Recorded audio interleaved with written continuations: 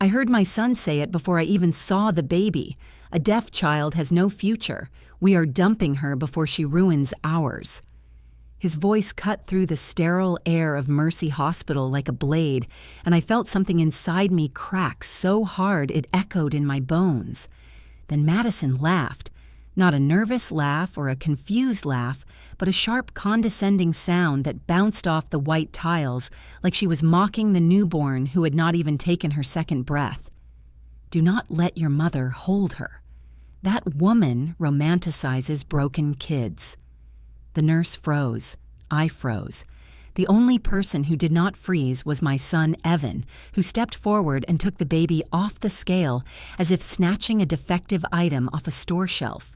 He did not look at her. He looked past her, past me, past everything that should have mattered. The nurse tried to explain something about APGAR scores and a second confirmatory hearing screening, but Evan waved her off like swatting a fly. No. Do the paperwork. We are surrendering. Now. I had seen cruelty. I had worked in broken schools, underfunded districts, failed systems. But nothing prepared me for watching my son hold his own newborn daughter like a burden. I reached for the child. My hand trembled, but my voice did not. Evan let me hold you for the first time when you were 6 hours old. Let me hold her for 6 seconds. Madison stepped between us. Do not touch her, Clara. Do not start your savior complex speech. I am not letting you brainwash my husband into keeping a child who cannot hear us, who cannot live a normal life. The baby whimpered. Not even a cry, just a soft, confused sound. A sound she would not hear herself. The nurse handed Evan a clipboard. State of Maine adoption surrender packet. He took the pen as if he had been waiting for this moment. That was when I noticed something that made my stomach drop. His name was already half filled in. Madison had pre-written the forms. They planned this. Before labor. Before the baby even existed outside the womb. This was not fear. This was execution. I tried again. Evan, she is your daughter. She deserves a chance. He did not look up. You care more about special programs and other people's children than you ever cared about me. You are not ruining this for us. Madison smirked like she had won a quiet victory, the kind women win when they know they have rewired a man from the inside. She leaned close to my ear. He hates how you cling to broken things. That is why we are doing this before you infect her life too. I stepped back because if I stayed any closer, I would scream. And a screaming middle-aged woman in a maternity ward is treated like a threat, not a grieving grandmother. I had one thing left. Let me hold her one time, one breath, one heartbeat. Evan pressed the baby closer to his chest. No, you complicate everything. She is going to her adoptive file within 36 hours. We want a clean break. Security arrived before I understood what was happening. Mom, we were told you were causing distress to the parents and staff.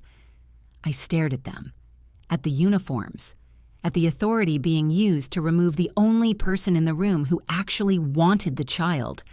Evan would not even look at me. Madison crossed her arms like she was settling into a comfortable chair. She is harassing us. Please escort her out. The hallway felt colder than December outside. The kind of cold that creeps under your clothes and finds the softest parts of you. Snow blew sideways across the entrance. I stumbled out holding nothing but a folded birth notification and a sealed envelope from my late husband, Robert, that had been sitting in my purse for months. I had never opened it, not because I forgot, but because sometimes grief waits for the right kind of silence. And this was the wrong kind. I pressed the envelope against my chest. My breath fogged the air. My shoes sank into the snow until my socks were wet. Inside the window, Evan handed the baby back to the nurse, like returning a purchased item that arrived defective. Madison laughed again. I whispered to the glass, though they could not hear me. She is not broken. You are. Then I turned away, because I knew if I stayed, I would crumble. And if I crumbled, I would lose everything, including the last thread of strength holding me upright. Snow whipped past my face as I whispered the words that would become the spine of everything I would do afterward. If they see her as hopeless, I will rewrite hope itself. And somewhere deep in me, a truth stirred. Something old, something powerful, something Robert once told me. Some people destroy futures. Some people build them. I stood in the snow, shaking but certain of one thing. They had no idea who they had just challenged. I kept replaying the hospital scene in my mind as I walked through the quiet Monday corridors of my house in Portland, the kind of house that still held the scent of Robert in the wooden frames, and the faint hum of the old furnace he insisted on keeping because newer ones lacked character. And with every step, I felt the weight of what Evan had done pressing deeper into my ribs, as if grief itself had grown fingers. Yet I forced myself to breathe evenly, because collapsing would not bring my granddaughter back, and it would certainly not help me understand the scale of what had just been set in motion. So I sat at the old oak table I used for policy drafts and education framework proposals and tried to anchor myself in the life I had spent decades building, though even that life felt shaky now because no matter how many school districts I had advised or how many state-level committees had adopted my models, I was still just a mother whose son believed a newborn deserved to be thrown away. My name is Clara Wynn, 58 years old National Education Framework Specialist, a title that sounds much grander than it feels on days like this, a job that once meant shaping the academic futures of hundreds of thousands of children across 3 states. Yet none of that seemed to matter to my own son, who regularly called my work performative or ornamental, as if designing statewide literacy scaffolds was the equivalent of bedazzling a scrapbook. And I can still remember the sharpness in his voice when he was 17 and angry about something trivial, like missing a team practice. Because I had taken him to volunteer at a reading clinic, he looked straight at me and said, "You care more about other people's kids than your own." And the way that sentence pierced me never truly faded. It merely sank deeper over time until it lived in the quiet corners of every decision I made afterward. Madison's presence made the wound worse because she treated me not as a mother-in-law, but as a potential threat to her authority over Evan. She had this way of speaking in clipped sentences, like she was performing sophistication while making sure every word landed like a slap. "Women your age should not meddle in modern families," she would say with a little smile that pretended to be polite, but carried the unmistakable stench of dismissal. And she treated my experience as outdated, even when my work earned national grants, even when university boards requested my input on long-term education design, even when parents wrote to tell me how my programs lifted their children from academic failure to genuine confidence. I kept that conflict to myself because I did not want to widen the gap between Evan and me, but the truth is, Madison viewed me as an obstacle long before Harper was even conceived, and the hospital incident was simply the moment when her contempt found its fullest expression. After leaving Mercy Hospital, I went home still shaking. I placed the sealed envelope Robert left me beside my laptop as if it were an anchor I might cling to. Later, a reminder that someone once believed in my strength so fiercely that even a letter written years ago could ground me.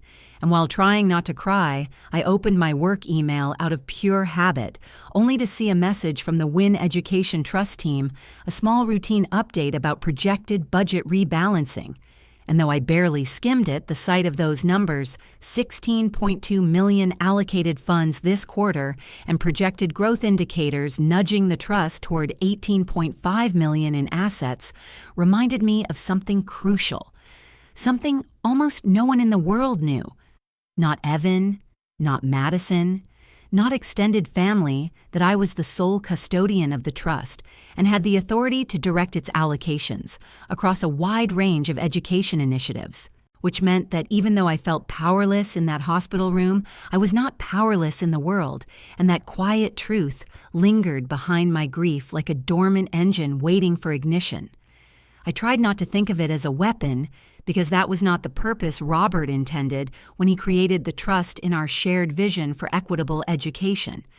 But as I replayed the moment Evan held his daughter like she was contagious, I felt a new thought forming beneath the sorrow, a quiet vow that if my granddaughter had been thrown into a system that underestimated her, I would use every ounce of quiet influence at my disposal to build her a foundation stronger than anything Madison or Evan could sabotage. The next morning, I returned to Mercy Hospital to request clarification about the adoption documents. I approached the nurse's station calmly, although my heart thudded with a desperate rhythm, and I asked whether I could see a copy of the preliminary newborn intake to understand at least where Harper had been placed in the system. But the nurse hesitated, then walked to the back room to retrieve the file, returning with a faint crease between her brows, as if something about the paperwork was bothering her. She handed me a partial copy and apologized that not all pages were available yet, which made no sense because hospitals are obsessive about complete documentation. So I examined the file carefully, scanning the newborn record. The APGAR note, the preliminary screening results, until my eyes caught something that made my stomach twist tight. A small jagged edge near the bottom of the record where a page had clearly been torn away, not removed, torn, leaving a rough, uneven seam as if someone had ripped out, identifying information in a hurry. And when I asked about it, the nurse stiffened slightly and said that was all she had, her voice too polite to be honest, her eyes shifting to the side as if someone had warned her already. In that moment, the injustice grew sharper because rejecting Harper was cruelty, but erasing her traces was intent. Someone was not just giving her up, they were making her harder to find. Someone wanted her to disappear into the system without a breadcrumb for me to follow. And for a moment, the room felt colder than the snowstorm outside, as the weight of what had been done settled into the marrow of my bones. I thanked the nurse because anger would not help me here, then stepped into the corridor where the scent of disinfectant sharpened the sense of loneliness pressing against my chest, and I whispered to myself that if they were stripping away her identity, I would build her a new one from the ground up, a future crafted with the same meticulous structure I once used to design educational frameworks, and though my voice trembled, the vow took root inside me with a steadiness that even grief could not loosen. Because if my granddaughter had been thrown away on day 1, then day 2 would be the beginning of a different story, one they could never have predicted and one they would regret underestimating for the rest of their lives. When I walked into the Portland Adoption Services building the next morning, the fluorescent lights buzzed faintly overhead, and the reception area smelled faintly of old carpet cleaner, mixed with stale coffee. And for a moment, I wished the cold outside had been harsher, so I would have an excuse to feel numb instead of feeling every sharp edge of what had happened in that hospital. But I forced myself to approach the counter and state my name clearly, even though my voice wavered at the edges, and before I could finish explaining why I was there, the receptionist's expression shifted in a way I recognized too well, that small tightening around the mouth that happens when someone has been prepped to see you not as a grieving grandmother, but as a potential disruption. And she asked me to wait a moment while she retrieved a supervisor, which made my stomach twist, because supervisors do not come for routine inquiries. They come when trouble has been attached to a name. So I sat on the plastic chair that felt far too cold and watched people come and go, until the supervisor finally approached with a folder in her hand and a careful tone in her voice as she asked me to step into a small office that felt more like an interrogation room than a place meant to serve families. She closed the door softly and then placed the folder on the desk between us, saying that before she could answer any of my questions, she needed to address a complaint that had been filed, and when she slid the document toward me, I felt a weight settle in the pit of my stomach, because the handwriting on the signature line was unmistakably Evan's. He had submitted a formal statement declaring that I was manipulative and emotionally unstable and unfit to influence adoption decisions. He described me as someone who used professional authority to pressure families. He implied I had a history of interfering with vulnerable children. And the words on that page did not simply misrepresent me. They rewrote me into a villain I did not recognize, and a part of me broke in a way I was not expecting. Because there is a unique kind of pain that comes not from strangers misjudging you, but from your own child weaponizing your identity against you. The supervisor tried to keep her voice neutral as she clarified that due to the complaint, I would not be permitted to access certain adoption details and that any future visits would require an appointment and possibly an escort. And the phrase "an escort" hung in the air like a stain because it meant they viewed me as a risk. So I folded my hands in my lap and forced myself to breathe through the humiliation that spread across my skin like a slow burning rash. And when I finally stepped out of that room, I could feel every set of eyes in the waiting area tracking me as though the accusation itself had seeped into the air around me. As I walked toward the exit, my phone vibrated with a notification, and I made the mistake of looking at it right away. It was a screenshot sent by an old colleague, a social media post from Madison's account, where she wrote an insinuating message crafted to look innocent on the surface, but dripping with judgment beneath it. She said some women become obsessed with disabled children because it makes them feel important, and included a small, smiling emoji at the end, as if she were simply making a lighthearted observation. Yet the comments told the real story, people from her circle, chiming in with questions and sympathy and thinly veiled criticism directed at me, although my name was never mentioned explicitly, and one comment from her cousin hit me with such force that I had to stop walking for a moment to steady myself. Maybe if she focused on her son instead of her fancy career, he would not despise her this much.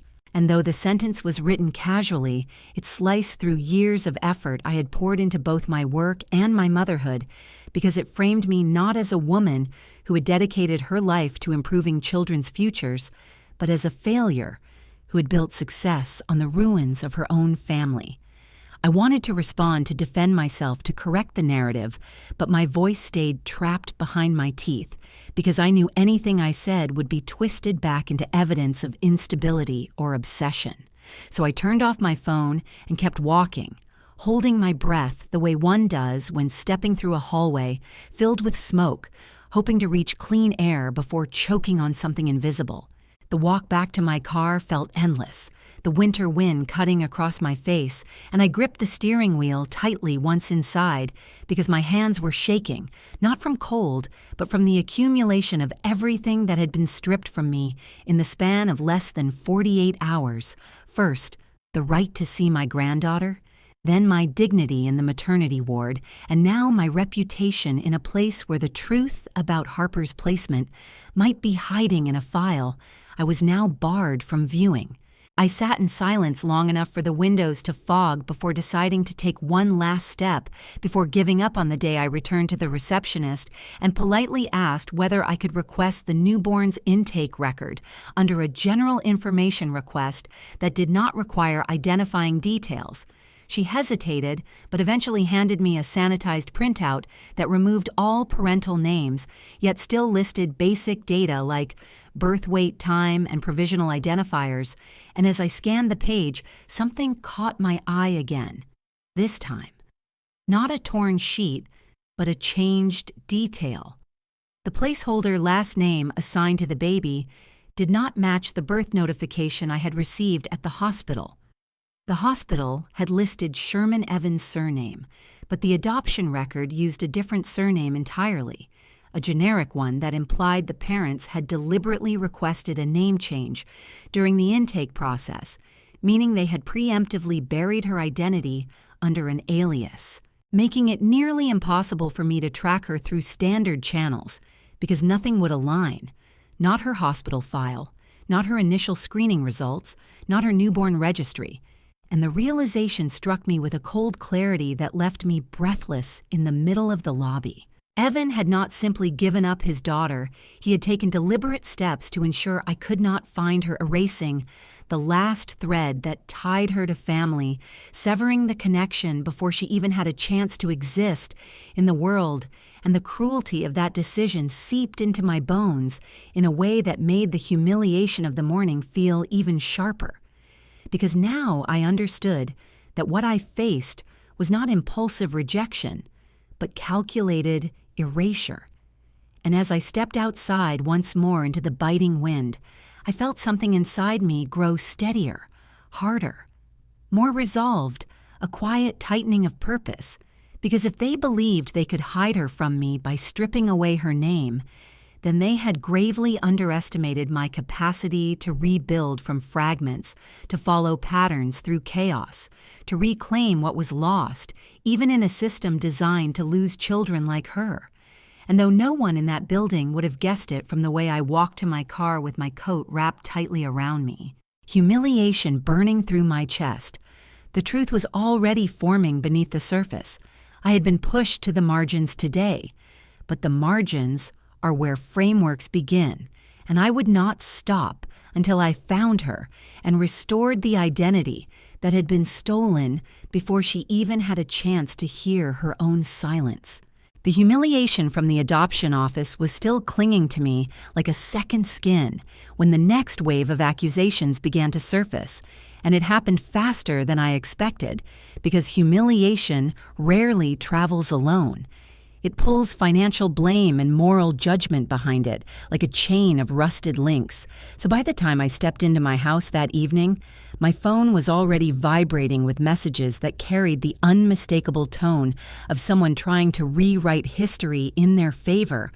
I opened the first one and saw Evan's name on the screen, along with a paragraph where he claimed that I had forced him into expensive private schools. When he was younger, he wrote that the debt he carried into adulthood was the direct result of my obsession with appearances and academic prestige. And he stated it as if it were fact, even though Robert and I had both worked multiple jobs to make sure Evan never carried a cent of debt in his youth. Yet seeing it written like a grievance made something inside me wilt, because he was not just rewriting history. He was erasing the sacrifices we made and replacing them with a narrative where he was a victim of my ambition. Before I could process that message, another one came from a distant cousin on Robert's side, who wrote in the kind of tone that pretends to be concerned, but is really just eager to spread gossip. She asked if it was true that I had mismanaged the family fund and used it to promote my education projects instead of supporting Evan, and she hinted that Madison had shared worrying details about my so-called pattern of prioritizing professional recognition over family needs. And with every sentence, the attempt to shame me grew clearer. They were painting me as someone who had been stealing from my family while pretending to build a career. And even though the accusation was absurd, the fact that people were willing to believe it without asking for the truth tightened something painful in my chest. I walked to the kitchen and leaned on the counter, trying to steady my breathing because the betrayal of a child cuts deep enough. But when it mixes with financial manipulation, it becomes a different kind of wound, the kind that stings with every thought. Because financial accusations in American families have a way of spreading faster than any emotional ones, and I thought of the trust, the $18.5 million. No one knew I controlled the structure Robert and I had built to protect students and educators, and I felt the strange, bitter irony that while they were accusing me of mismanaging money, I'd spent decades safeguarding more assets than they could ever imagine. Yet this was a truth I could not reveal, not yet not, until understanding what Evan wanted from this narrative he was creating. I opened my laptop hoping facts would ground me, and that was when I noticed something unusual, a digital alert from the old shared account Robert had left specifically for Evan, a fund that was meant to support his early adulthood and possibly help with graduate studies if he chose to pursue them. And though I had not checked that account in a long time, something nudged me to open it. Now perhaps instinct, perhaps dread. And the moment the page loaded, I felt my breath leave my body because the balance was significantly lower than the last time I saw it. $74,000 gone in a single sweep, withdrawn 7 months earlier. And when I checked the transaction notes, I saw Evan's signature authorization, meaning he had taken the money without telling me. And now he was spinning a narrative where I was the one misusing funds while he drained the account Robert had trusted him with. And the ache of betrayal pulsed again, because this was not just poor judgment. This was calculated blame shifting.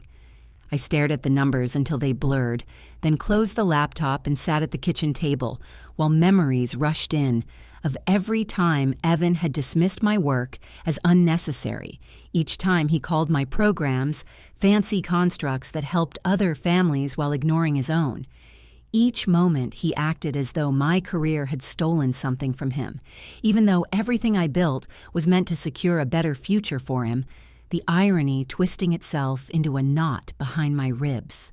It was almost cruel that financial betrayal carries a sting, different from emotional betrayal, because numbers do not lie even when people do.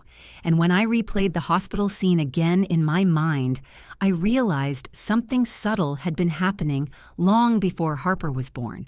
Evan had been preparing a narrative where I was the source of his failures and hardships, and Madison had been feeding that narrative until it hardened into something he believed, something he used now as justification for decisions that were harming a newborn child. I finally stood up to get a glass of water, and that was when my phone buzzed again, a message forwarded by a former colleague who had seen a comment thread circulating online where someone remarked, maybe she should spend less time designing her fancy programs and more time repairing her own family, because clearly something went wrong there. And though the comment was from a stranger, it struck me harder than the rest, because it echoed the exact sentiment Evan had thrown at me years earlier, and grief moved through me slowly in a heavy wave, swallowing any leftover hope that he might come to his senses soon.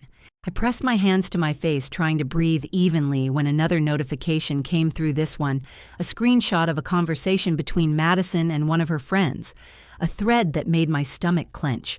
Because it revealed what Evan had used the $74,000 for. He had invested the entire amount into some cryptocurrency scheme with a name that hit me like a cruel joke, Silent Future. A pitch promising revolutionary returns for early investors, the name a twisted echo of Harper's condition. The silence she was born into the future Evan refused to give her, and learning that he had gambled the inheritance, Robert left him on a scam named Silent Future, made something crack sharply in my chest, not because the money mattered more than Harper, but because it revealed the depth of recklessness masked behind his accusations. I sank into the chair again, overwhelmed by a mixture of sorrow and disbelief, because knowing he stole $74,000, then blamed me for mismanaging it, knowing he publicly accused me while secretly funneling money into a scam, knowing he had lied so convincingly that people around him believed I was the danger, all of it tangled together in a way that made the world feel slightly tilted under my feet, and yet beneath the ache, there was something else forming, something steadier. A quiet recognition that financial manipulation is often a precursor to something darker. And if Evan was willing to rewrite financial history to protect himself, he would be equally willing to rewrite Harper's story to justify abandoning her. And that realization solidified something inside me that was no longer grief but resolve.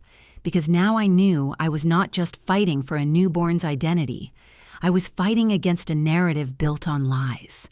And though the day had cut me deeply, I also understood that this was only one of the many turns ahead, and I would not allow the financial smoke he created to hide the truth that I intended to uncover piece by piece until no amount of silence could bury it again.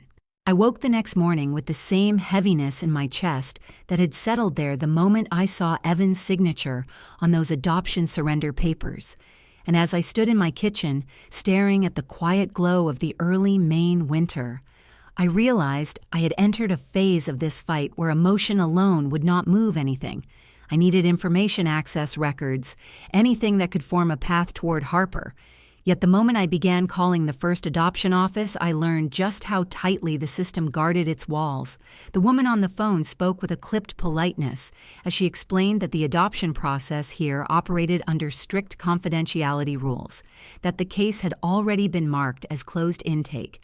And with those words, I felt the first barrier rising like a concrete block between us.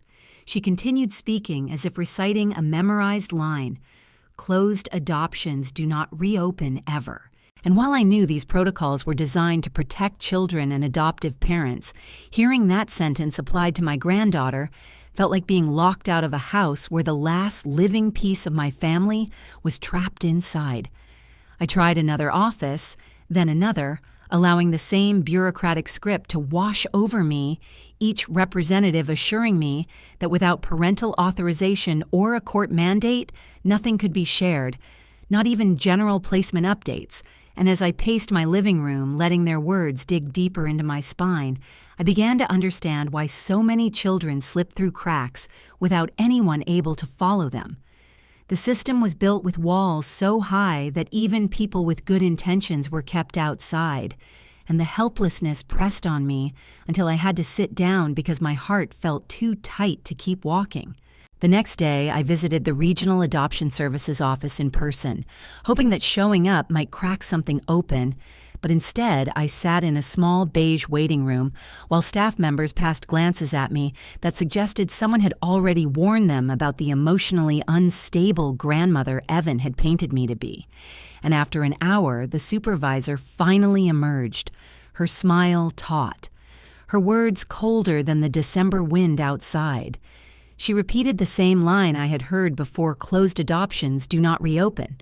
Ever then added with an edge, I could not miss that any further attempts to access restricted information could compromise the integrity of the process and cause legal complications for all parties involved, and those words felt less like a warning and more like a threat, delivered softly enough to sound reasonable.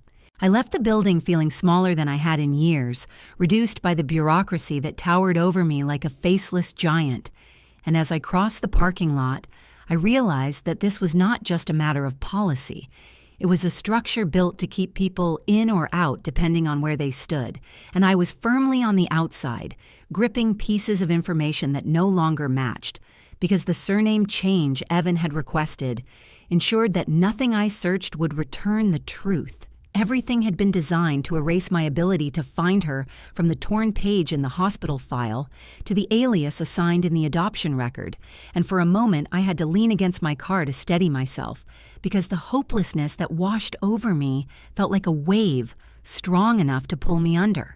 Yet even as despair pressed in, a flicker of determination rose, because I had spent my life studying systems, dissecting the ways they fail and the ways they can be rebuilt, and if there was one thing I knew more than anyone, it was that no system, no matter how fortified, was perfect.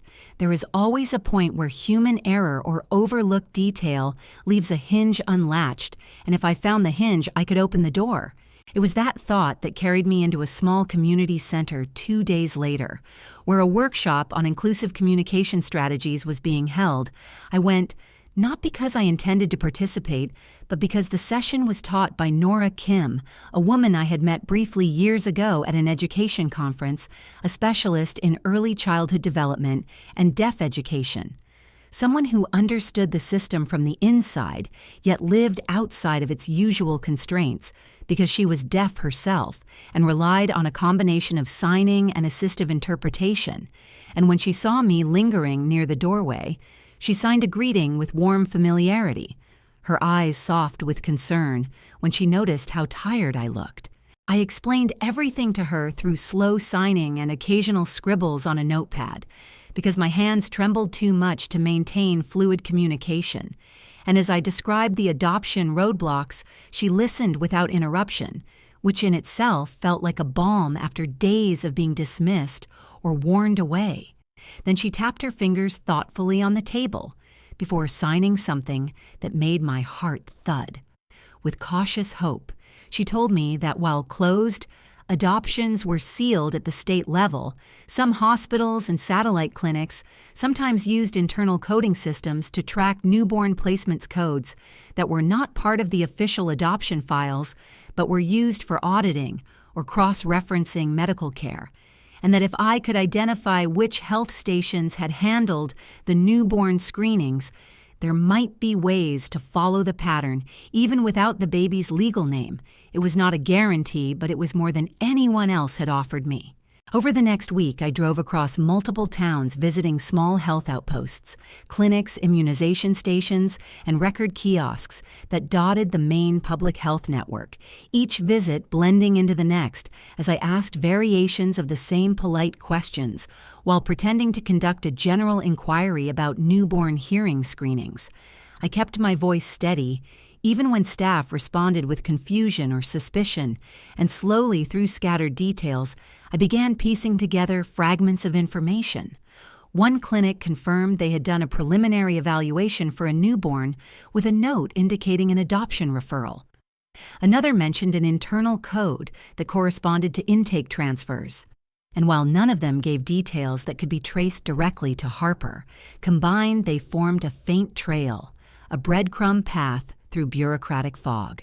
I felt a strange mix of exhaustion and exhilaration building as I organized the notes on my dining table, each cluster of letters and numbers representing a moment where the system had touched her life. And as I traced the sequence of codes, I began seeing a pattern that suggested she had been moved to a facility east of Portland, not far, but far enough that smaller clinics might have processed her records instead of major hospitals.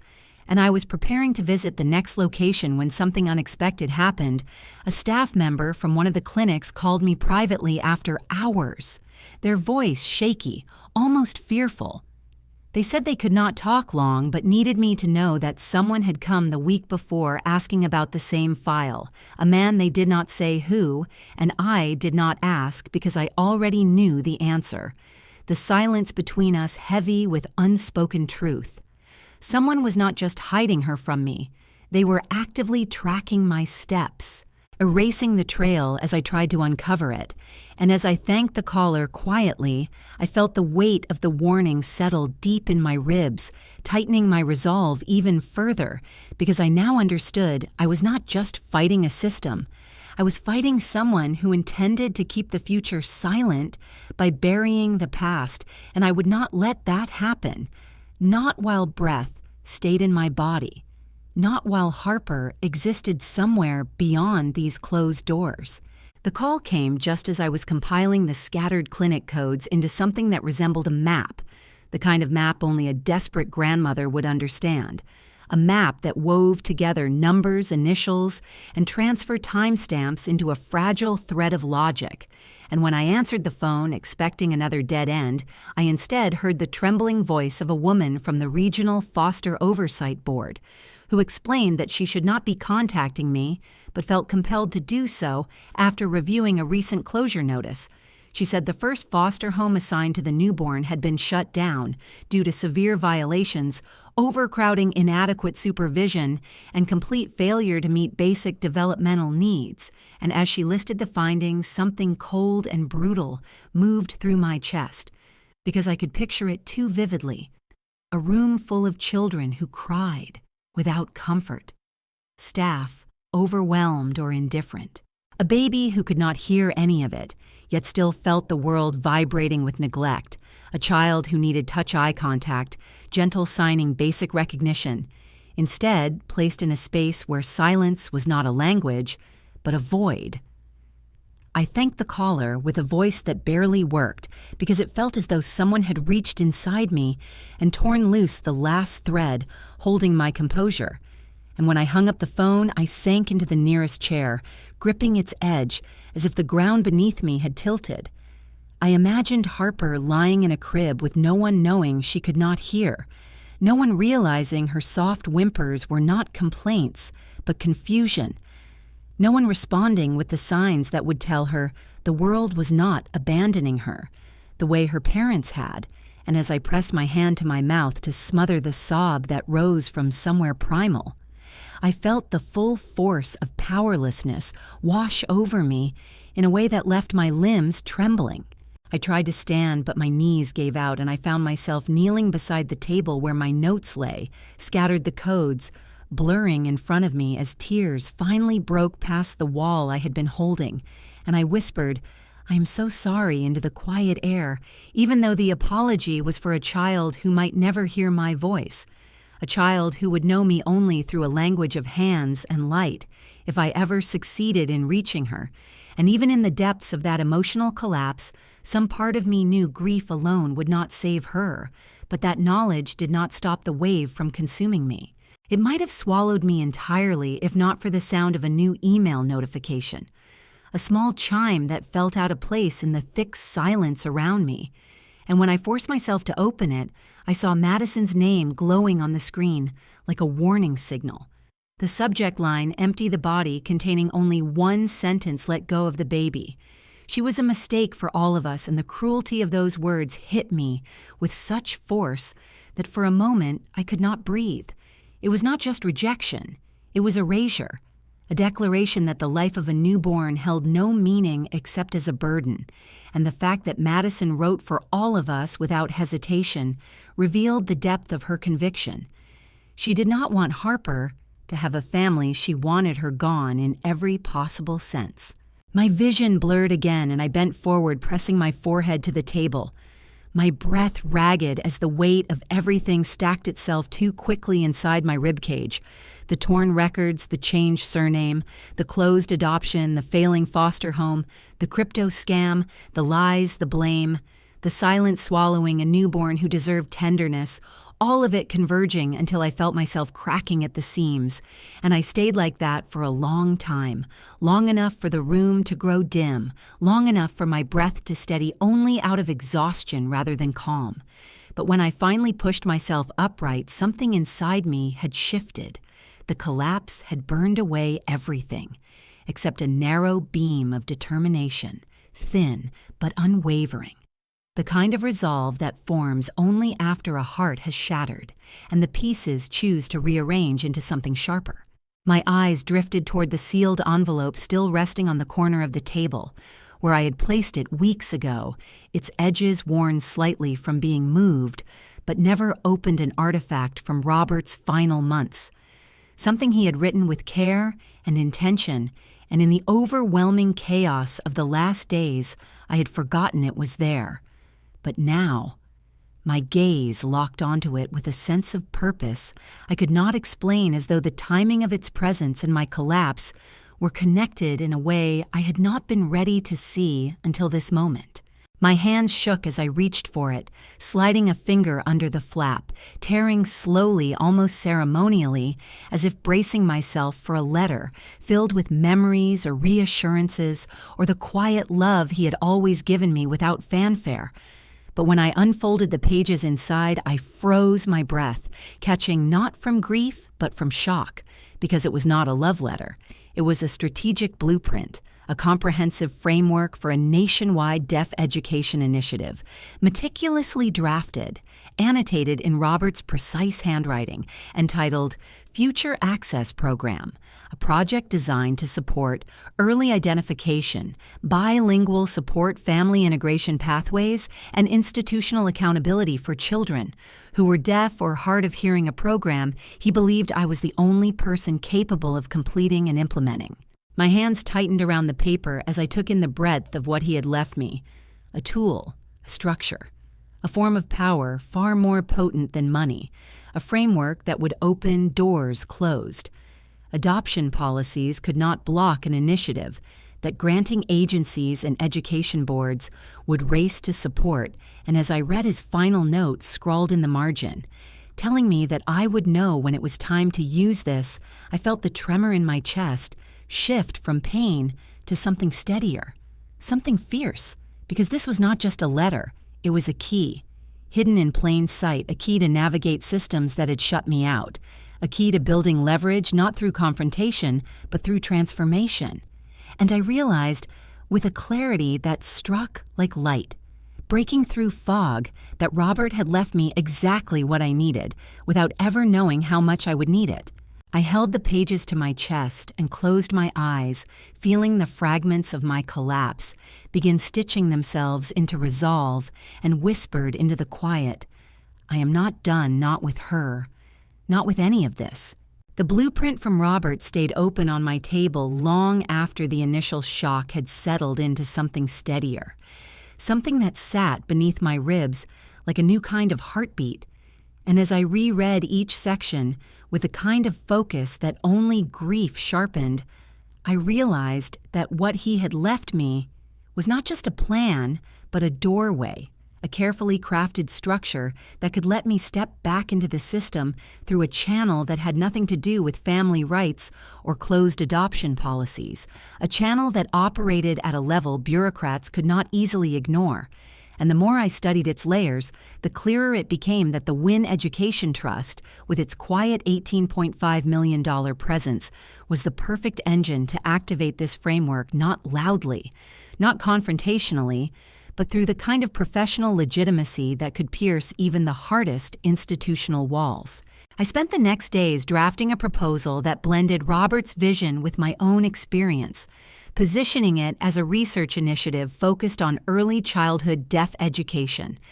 And though my hands trembled when I typed the phrase, "improving developmental trajectories for children in early placement systems," I forced myself to continue, because every carefully chosen word was a step toward Harper. Each sentence designed to create an opening where the adoption system had slammed doors in my face, and by the time I finalized the proposal, I could feel the weight of despair shifting, not disappearing, but transforming into momentum. I submitted the initiative to 3 national committees, framing it as a pilot program for states willing to collaborate.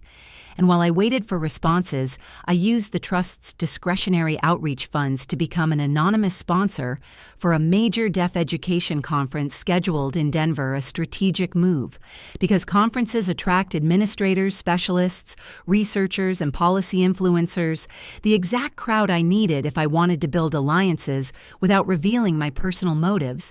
And though the sponsorship amount was modest compared to the Trust's capacity, it was enough to put my name quietly on the recognition sheet, not prominently, but in the section where serious contributors appear, the tier where people read labels carefully and remember them. The conference took place 2 weeks later inside a convention center filled with soft echoes of signing hands and the faint hum of assistive devices. And as I walked through the hallways, I felt the strange combination of anonymity and belonging that comes when stepping into a world built on a language of movement rather than sound, a world where silence was not emptiness but communication, and the irony of being here. For my granddaughter, a child whose own parents rejected her for her silence, was not lost on me. I attended sessions, spoke to clinicians, listened to administrators describe systemic challenges, and each conversation added another layer to the evolving plan forming in my mind, a plan that would use institutional gaps not to break the rules, but to navigate them. And one evening after a panel discussion, I approached a representative from a data audit division who casually mentioned that states sometimes generate internal error logs when adoption transfers cross systems logs that were never meant to be accessed by the public but were often overlooked during routine audits. And as she explained how certain mismatched codes triggered review sheets, my breath caught, because it sounded like exactly the hinge I had been searching for. When I returned home, I began requesting various categorized audit summaries under a professional research exemption, a legitimate pathway available to specialists working on systemic analysis, and within a week, I received a stack of formatted reports containing only lines of codes, flagged errors, transfer sequences, and anonymized identifiers, the kind of documents most people would dismiss as unhelpful, but I knew better. I had spent my life deciphering the internal mechanisms of education databases, reading the hidden grammar of government systems, and as I laid the sheets across my dining table in chronological order, I began tracing the sequence of mismatches that appeared during the period Harper had been transferred. There it was, a cluster of flagged discrepancies tied to an infant with a closed intake but with shifting facility codes that did not align with typical placement patterns, the kind of flags a system triggers when a file is moved too quickly or by mistake. And as I followed the sequence across each report, I eventually found a repeating code, one used for temporary foster reassignments, and beside it, faint but legible, the provisional name. The system had assigned her a name that punched the air from my lungs because it meant the child they were trying to hide from me had not vanished into bureaucratic fog. She was still traceable through the cracks that careless hands had left behind, and I whispered her name aloud as if speaking, it could anchor her somewhere in the room with me, Harper.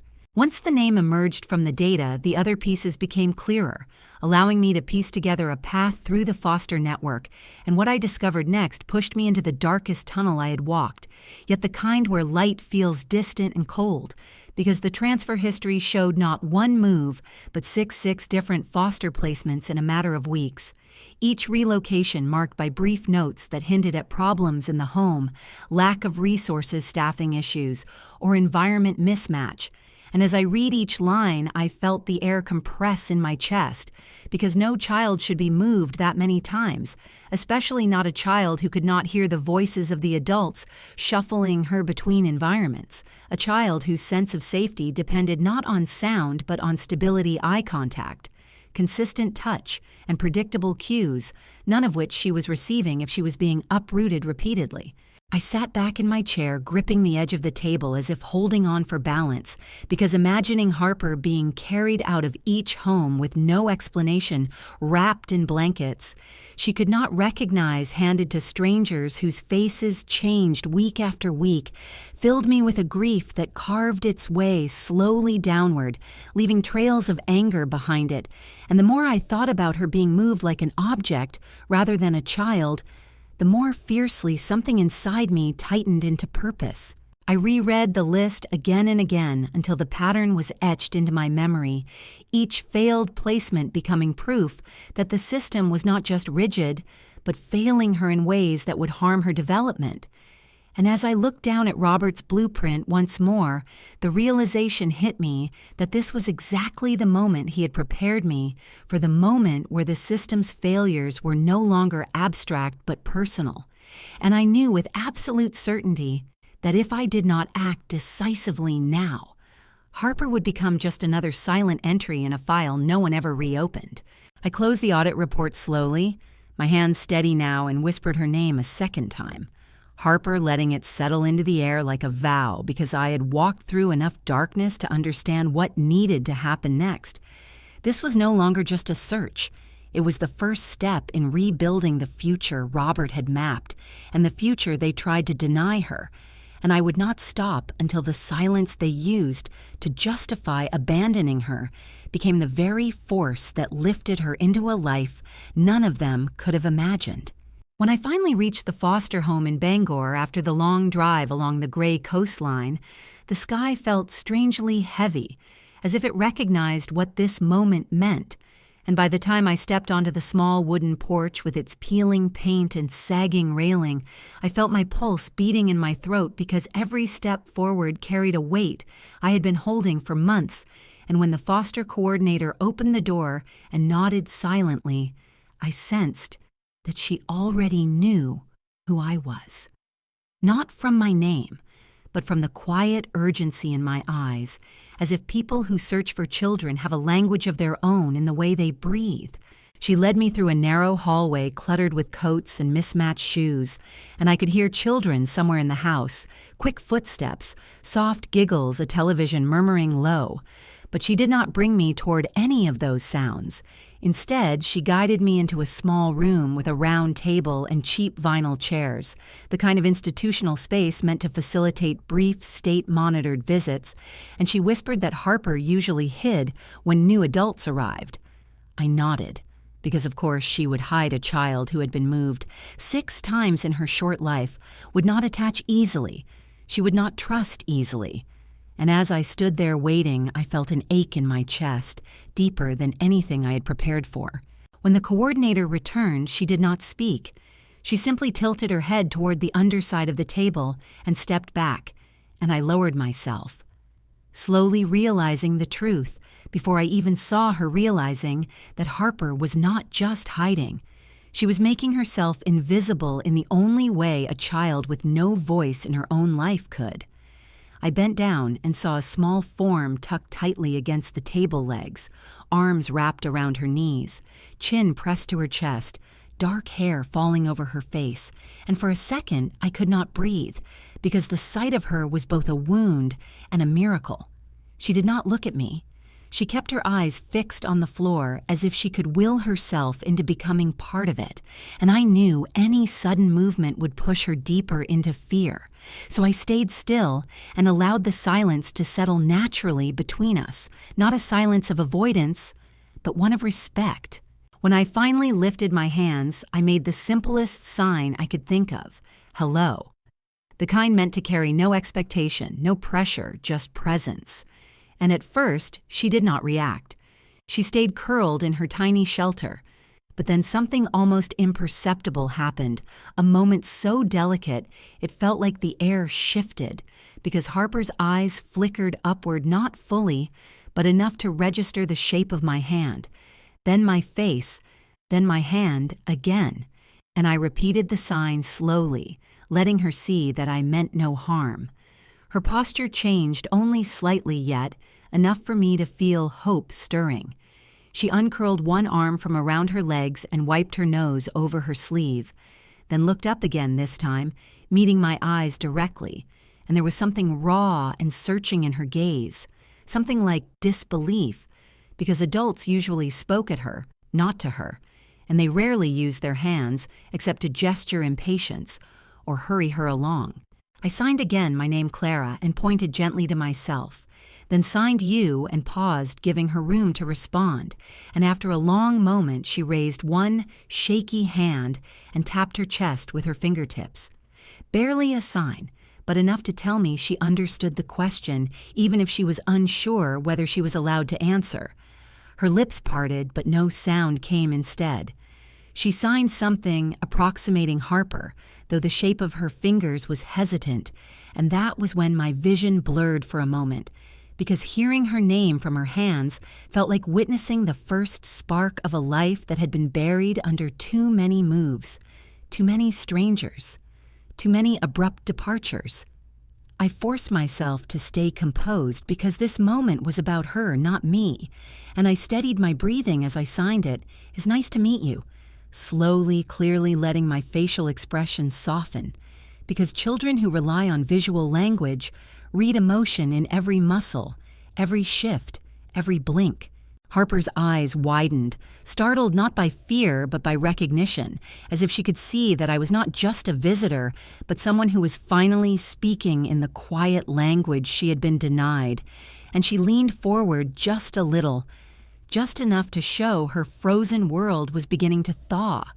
As we continued signing simple words, safe gestures, gentle introductions, something unexpected happened, something that struck me so forcefully I almost lost my composure, because Harper lifted her hand in a gesture that was not part of standard beginner, signing a tiny movement of two fingers tapping the space between us, then curling inward, and the second I saw it, my heart stopped. Truly stopped. Because it was a sign I had invented long ago to calm Evan when he was frightened as a child, a private shorthand that meant, "I am here, you are safe, I will not leave." I had taught it to him when he was only 3 years old, long before he grew into the man who threw his own infant daughter away. And the only way Harper could know that sign was if he had used it with her in the earliest moments before deciding she was not worth keeping, or if it had been used with her in the hospital by someone who had seen it long ago, perhaps unconsciously, perhaps instinctively. But either way, it was proof, unmistakable proof that she was mine, my blood, my granddaughter.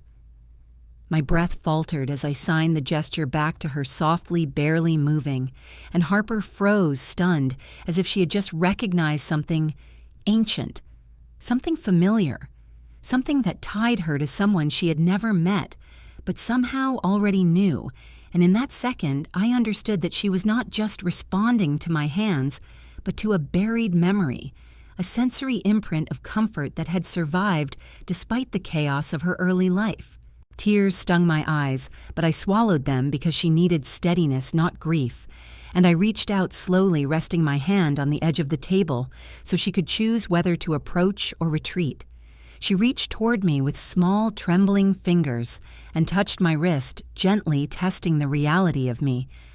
And when she kept her hand there for more than a heartbeat, I knew she felt the truth I had carried for months, a truth she was recognizing, not with words, but with instinct.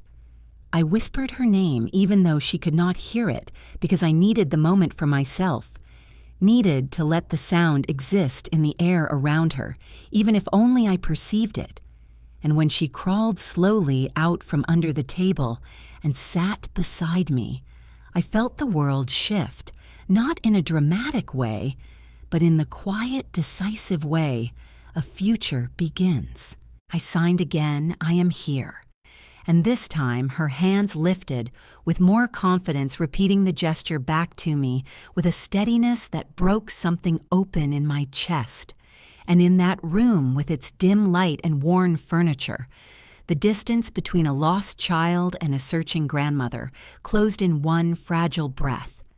I knew then that everything ahead would be a battle, and that the system would not surrender easily. But none of it mattered, because the moment Harper touched my wrist, the fight became something else entirely. Not a search, not a quest, but a promise. And as she leaned lightly against my arm for the first time, I felt the truth settle into my bones. She recognized me before she knew me. She trusted me before she understood why, and that meant destiny had finally shifted in our favor. I drove away from the Bangor foster home with my hands trembling on the steering wheel because the moment Harper pressed her tiny palm to mine, using that familiar childhood sign, a sign I had once taught Evan on a quiet summer evening when he was 7 years old, something inside me collapsed and rebuilt at the same time, and I felt a violent ache rising through my chest, the kind that makes a woman nearly pull over just to breathe. Yet I kept driving through the frozen light of late January as if every mile forward could hold the beginning of a plan that required silence, calculation, and a willingness to become the version of myself I had always kept hidden beneath layers of restraint and maternal duty. So when I reached my driveway and stepped into my cold kitchen, I leaned on the counter for a long moment and whispered that I would not lose that child again. And from that whisper grew the roots of a quiet justice strategy that no one, including Evan, would see coming. Because the only way to protect Harper was to build a fortress around her future without ever appearing like I was fighting for custody at all. And so the next morning, I scheduled appointments with a deaf therapist known statewide for trauma work in children who had been shifted through too many homes. And then I contacted a lawyer who specialized in grandparent visitation and guardianship rights in Maine, a man who spoke softly, yet sliced through legal obstacles with a precision that matched the way I once restructured failing school districts. And I told him nothing about the Wynn Education Trust or the influence I carried, because power used too early becomes weakness. So instead, I presented myself as a determined grandmother who simply wanted to ensure the child was safe. And I saw in his eyes that he underestimated me, which was exactly the position I needed him in. For underestimation is the most reliable cover a woman can use when she intends to outmaneuver an entire system. And after leaving his office, I drove to a small bookstore near the waterfront and bought every children's sign language book they had, slipping them discreetly into a donation box addressed to the Bangor Foster Library, allowing the foster system to think the gesture came from a local charity instead of the grandmother they believed was irrelevant. And in the evenings, I began converting my guest room into a sensory safe space, with gentle lighting, textured wall panels, and a quiet corner designed for children who need visual comfort working silently past midnight, because every nail driven into the wall felt like a small act of reclaiming the future Evan tried to erase.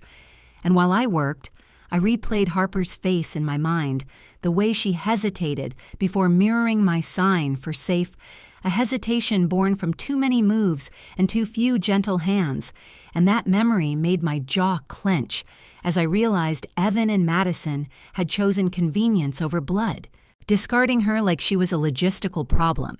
So I built my strategy around their cruelty, understanding that any move I made had to look administrative rather than emotional. And that meant filing a small but deliberate grant application through an educational foundation, One that would provide supplemental support to the foster center without mentioning Harper by name, establishing a paper trail that made me appear as a donor rather than a guardian candidate. And I knew this type of maneuvering would keep the staff neutral rather than defensive because people rarely fight generosity. And by mid-February, I had established a quiet network around Harper involving a therapist, a legal advocate, and a contact inside the school district who agreed to notify me the moment a deaf program slot opened, all without revealing that the resources backing me were larger than the annual budget of most county education systems. And once that infrastructure was in place, I started making regular visits to the foster home under the pretense of volunteering for literacy sessions, slipping in and out without drawing too much attention while watching. Harper slowly recognized my presence as something stable, something that would not be pulled away overnight, but one late afternoon. As I walked toward the entrance carrying a bag of picture books, I saw a familiar figure leaning against the wall, his shoulders hunched in manufactured exhaustion, his expression arranged into something that was supposed to look like remorse, but carried the slickness of self-interest. And my spine stiffened when I realized it was Evan, who straightened when he saw me and forced a smile that did not reach his eyes, saying he had come to check on the baby, as if he had any right to use that word, and the staff looked uncertain because they had no idea who he really was, which made the moment even more dangerous.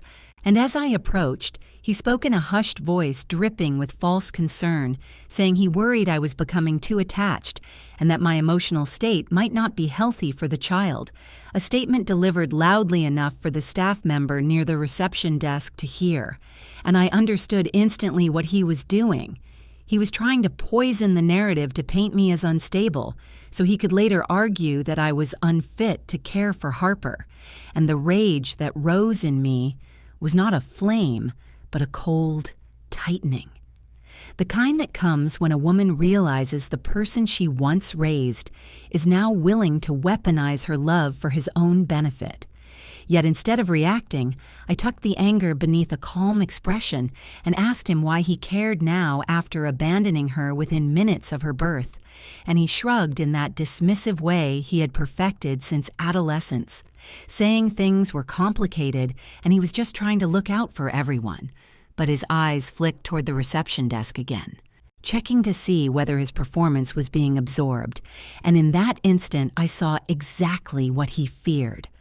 Not losing Harper, but losing access to any of the resources he suspected I managed, because my silence over the years had made him curious, and curiosity in a man like him always led to greed. So I smiled gently and told him he should leave, because Harper was uncomfortable around loud voices, letting the implication hang in the air. And after he left, I walked inside, knowing a new phase of the battle had begun, because he would not stop until he understood what he thought he was entitled to. And that meant my quiet justice plan had to grow teeth. Subtle ones, but sharp nonetheless, because protecting Harper was no longer only about shielding her from the system. It was now about shielding her from her own father, a truth that settled heavily inside me as I sat with her during the literacy session, watching her small hands mimic shapes with a concentration that broke my heart all over again. And I promised silently that whatever Evan was planning, I would not let him succeed, not this time, not ever. By early March, the air around Portland had shifted into that wet coastal chill that seeps through window frames, no matter how tightly they are sealed. And I remember standing in my kitchen late one afternoon, folding a stack of Harper's drawings that I planned to slip into her foster file when the doorbell rang with a sharp, frantic rhythm, a rhythm that told me whoever stood outside was not here with humility, but with desperation. And when I opened the door, I found Evan on my porch, his shoulders hunched inside a thin jacket that had lost its shape, his eyes darting around as if searching for witnesses. And before I could speak, he pushed out the words, "I need your help, you owe me," in a tone that mixed entitlement with panic, a tone I had heard from him many times as a boy, but never with this hollow edge. And he stepped past me into the house without waiting for permission. pacing through the living room with the restless energy of a man who has watched his life collapse faster than he can process. And as he moved, I noticed how gaunt his face looked. The confidence he once wore now stripped to raw nerves, so I closed the door gently and followed him without speaking, allowing silence to wrap around us like a slow, tightening rope. Because silence is where truth always reveals itself. And when he finally turned to face me, he blurted out that the crypto platform he had invested in had imploded. The founders had vanished. His accounts were frozen, and Madison had packed her things in the middle of the night and run off with a man she had been messaging for months, leaving nothing but a note saying she refused to spend her life with someone who could not provide stability even at the most basic level. And while he spoke, there was no trace of remorse about Harper, no acknowledgement of what he had done to her, only fear for himself. And I realized that this was the moment I had been preparing for, the moment when the person who created the storm would return in search of shelter. Not because he deserved it, but because he assumed I still existed only in relation to his needs. So instead of asking questions or offering comfort, I simply observed him letting the weight of his unraveling sit between us until the silence became too heavy for him to bear. And then I said, "Come with me into the kitchen," in a voice that sounded calm even to my own ears, a voice that steadied itself on the memory of Harper's small hand in mine. And I walked ahead of him, knowing exactly what I wanted him to see. Because on the kitchen island, I had left 2 folders open earlier that morning, one containing the original strategic blueprint Robert had written before he died, detailing a national education initiative that I had quietly been shaping into reality, and the other a financial overview of the Win Education Trust, showing annual disbursements, projected growth, and the current fund balance of $18.5 million. And when Evan entered the kitchen, he froze, his eyes widening with the kind of sharp, calculating hunger I had been expecting. And though he tried to mask it with an expression of forced curiosity, I saw the exact second he realized that his mother was not the woman he had dismissed for years, that I was not only capable of rebuilding Harper's future, but capable of influencing systems he believed were unreachable. And he stepped closer to the island, pretending to scan the documents, casually asking if these were old papers he remembered from Robert's office. But his voice trembled on the edge of hope and greed, and I said nothing. Simply moved to the refrigerator and poured water into a glass, letting the seconds stretch as he leaned over the trust papers, pretending to piece together his next move. And I knew his mind was racing, trying to understand how much of this belonged to him by proximity, how much he could claim as family entitlement, and how he could twist my intentions to serve his collapse. Yet I continued to let him wander through his assumptions, because the most revealing truths come from the questions people are bold enough to ask when they believe they have leverage.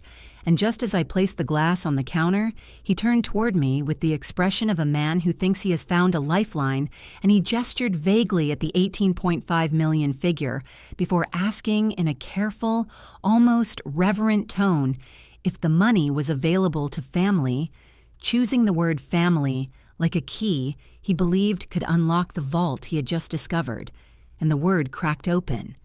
Something inside me, something tired and ancient, because after all the harm he had done, after abandoning his own child, after smearing my name to adoption offices and to strangers online, after exploiting Robert's memory and draining the funds he had been entrusted with, he still believed that family was a claim, not a responsibility.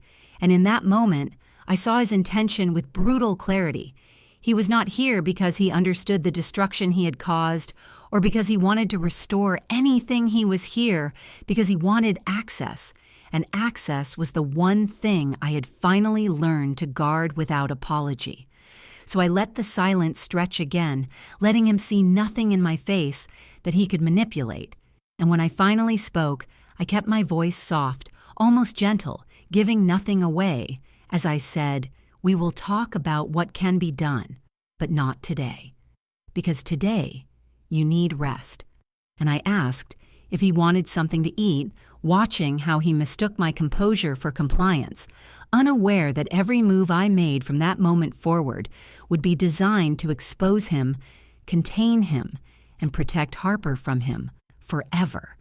And as he sat at the table with a weary sigh, believing he still had influence over me, I felt the first firm step of the quiet justice phase click into place inside my chest with the finality of a locked door. By the time the following week settled in, the fragile calm that Evan mistook for sympathy had crystallized inside me into something sharper and quieter, a controlled determination that guided my every movement as I prepared the next step of what needed to unfold.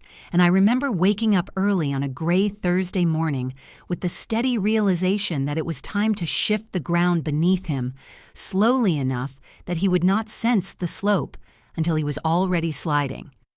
So I called him later that afternoon in a tone measured enough to sound cooperative and told him that we should meet at Portland Community Hall to discuss the future, a phrase I knew he would interpret as proof that I was finally ready to open the vault he believed he had discovered in my kitchen, and he responded with a strained but eager yes, as if the universe had finally handed him back the luck he had squandered. And after hanging up, I stood by the kitchen window for a long moment, letting the cold coastal air seep in as I finalized the arrangements that had quietly been set in motion days earlier, because contrary to what Evan assumed, I was not preparing to hand over anything but preparing to reveal everything, and revelation requires precise timing. I spent the next 48 hours confirming attendance with the foster home representative who had been supervising Harper's transition, a woman named Ruth, who had seen too many children survive the consequences of adult selfishness to mince her words, and with her help, I arranged for Harper to be brought to the hall accompanied by her deaf support teacher so that she would feel safe in the unfamiliar environment. And after that, I contacted a journalist from the Portland Press-Herald who had covered statewide education initiatives and who understood the importance of contextual accuracy, and I told her that there was a story unfolding not just about a child, but about a system, and the choices adults made inside it, choices that deserved to be documented with clarity, and she agreed to attend discreetly, promising to observe until invited otherwise. In addition, I reserved the large meeting room rather than a smaller one because spaciousness has a way of stripping away excuses, leaving people exposed beneath the fluorescent lights that reveal more than they hide, and I arranged for a projector and a set of slides, carefully prepared to show the sequence of events surrounding Harper's disappearance into the adoption system because truth is not only spoken, it is shown, and shown in a way that forces the viewer to confront what they tried to forget. When the day arrived, the sky was unusually bright for early spring, the kind of crisp light that makes every shadow sharper. And I drove to the community hall early, carrying 2 folders, one with the documents Evan thought he understood, and one with the documents he had never expected me to have, documents that traced his actions with a clarity he could no longer outrun. And as I set up the projector with the help of the hall staff, I felt an eerie steadiness settling into my bones. Not anger, not triumph, just the cool certainty of a woman who has stopped apologizing for surviving. People began arriving slowly, Ruth first, her calm presence grounding the room, followed by the deaf educator, who knelt to Harper's level the moment she entered and reassured her with gentle signs that today she would not be alone. And I felt my chest tighten as Harper clung to her hand, then glanced up at me with the cautious trust she had been learning to give in small increments, trust I refused to betray. And I guided her to the corner where a small table held coloring pencils so she would not feel the weight of the adult conversation. The journalist arrived next, slipping into a seat near the back with her notebook tucked beneath her coat. And once everyone was in place, I checked the clock, knowing Evan would arrive slightly late because he always believed his presence shifted the rhythm of a room, and true to form, 10 minutes past the scheduled time he walked in, with a look that attempted confidence, but could not conceal the exhaustion around his eyes, and he scanned the room quickly, his gaze snagging on the projector, the seated representatives, and for a brief second on Harper, though he did not recognize her, or perhaps refused to let himself consider the possibility. and then he turned to me with a tight smile, as if he were stepping into a negotiation he believed he could steer. He asked in a low voice if this setup was necessary just to sign papers, a question layered with impatience and entitlement. And I gestured toward the front of the room, telling him that before we discussed anything financial, we needed to walk through the events that had brought us here. And he followed me with the wariness of someone sensing a shift he could not yet name. As the lights dimmed slightly and the first slide illuminated the wall showing the timeline of Harper's abandonment, I watched his posture stiffen, his jaw tightening as he realized this was not a negotiation, but a presentation of truth. And when the second slide appeared, displaying the signature he had placed on the surrender forms, his breathing changed shallow and uneven, and the room grew still as Ruth spoke quietly but firmly about the number of moves Harper had endured the nights she cried without sound, the confusion she carried like a shadow. Evan tried to interrupt, tried to claim misunderstanding, but the deaf educator stepped forward and explained the developmental delays caused by inconsistent care, her voice steady with professional restraint that made the facts even more devastating. And as the journalist scribbled notes, Evan's face shifted from confusion to dawning horror, not because he understood the harm, but because he understood the exposure. Then came the final slide, the one he had never imagined existed, the slide listing the 3 statewide education initiatives I had authored and shepherded into policy quietly. From behind-the-scenes initiatives, the Massachusetts Department of Education had publicly credited to an anonymous specialist until the anonymity was no longer necessary. And when Evan saw my name displayed in bold letters, citing my contribution, he stared at me as if he had never seen me before, as if the mother he dismissed as powerless had been replaced by someone who had built an entire world while he looked the other way, and the room remained painfully silent as the truth settled into place. When the hall finally emptied and the last echo of quiet judgment settled into the wooden floors, I felt a stillness inside me that I had not known in years, a stillness that did not feel like relief, but like the slow settling of a foundation that had been cracked too long, and now at last had been rebuilt with truth as its concrete. And in the days that followed the exposure, Evan did not call, and he did not write. And the silence that once would have frightened me now felt like the necessary distance between a wound and the air that must touch it, so it can heal. And I heard through colleagues and through the quiet network of our small New England towns that he had shown up at his old tech company hoping to reclaim a position or at least some dignity. But the HR director, a woman who knew my work in Massachusetts reforms, had rejected him politely and firmly, explaining that the company had reviewed several financial complaints tied to his crypto involvement and that rehiring him was impossible. And I did not celebrate this, but I did not grieve it either, because consequences have their own timing, and they teach what love could not teach. And when I learned that Madison had been sued for moving funds that did not belong to her, I felt nothing except a distant ache for the version of her that might have chosen differently. But people reveal themselves through pressure, and the pressure had told me everything I needed to know. Meanwhile, my own days were filled with meetings with the Department of Health and Human Services and with the foster representatives who had quietly supported Harper for months.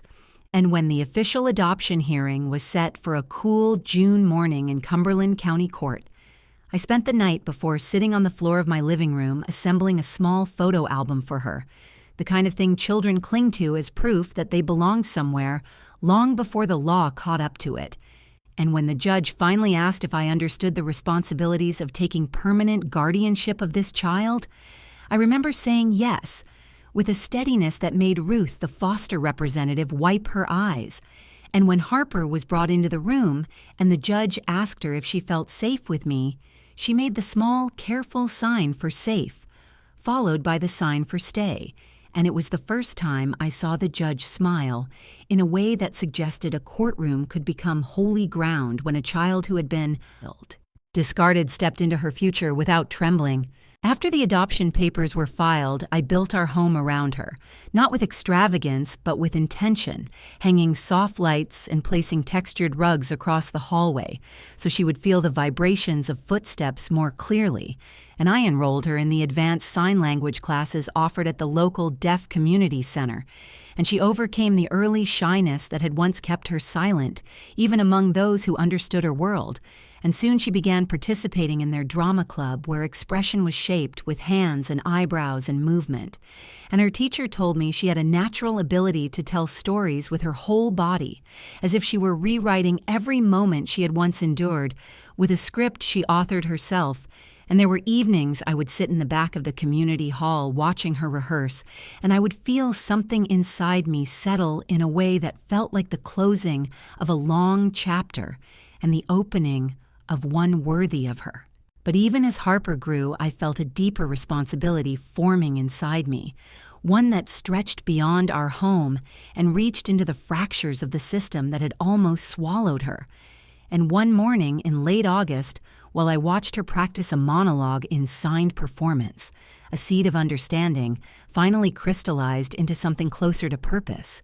And I remembered Robert and the blueprint he had left behind, the one he had written, not just for policymakers, but for the child he believed we would one day raise together.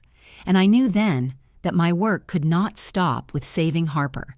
It had to extend into something that would outlive both of us.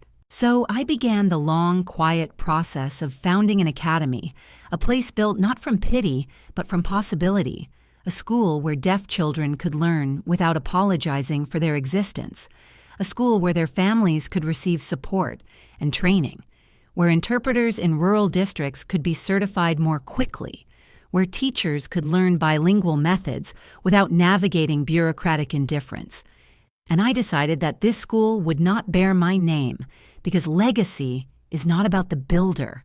It is about the life reshaped by what has been built. And after weeks of planning and meetings with educational boards and private donors and accessibility architects, I filed the paperwork to open Harper Institute for Deaf Learning, a name that carried not just her story, but the stories of every child who had been told in subtle or explicit ways that the world had no place for them.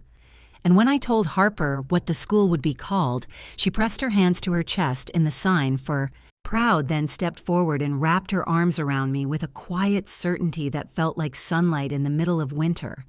As construction began and blueprints transformed into walls and classrooms and open courtyards, I often found myself walking through the unfinished halls, imagining the future laughter and footsteps and the soft thrum of signed conversations that would soon fill the space.